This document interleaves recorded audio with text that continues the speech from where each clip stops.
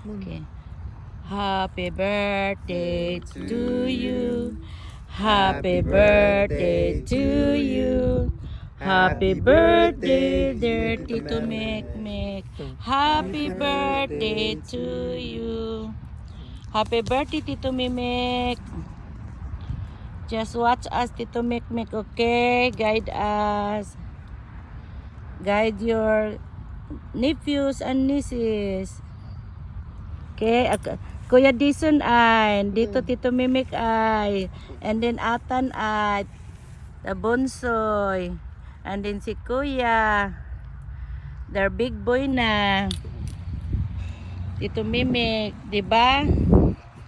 Every time Tito Mimik buys something for you guys, the same. And he give you money all the time, ha, Tito Kuya Dison. Yeah. Oh, he gives everything for the same pareho sila para kuan walang jealous.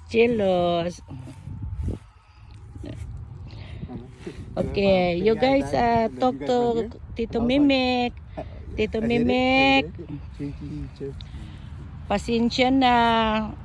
Minsan ka lang namo makuan mabisita kay layo kaayo.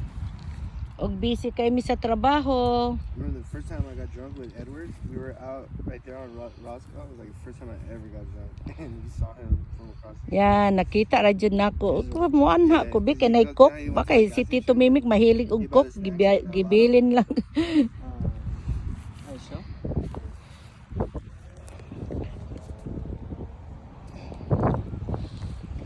Those scratchers, there's a reason why you play that, because my coworker, he won 10,000, I think, and then again 800.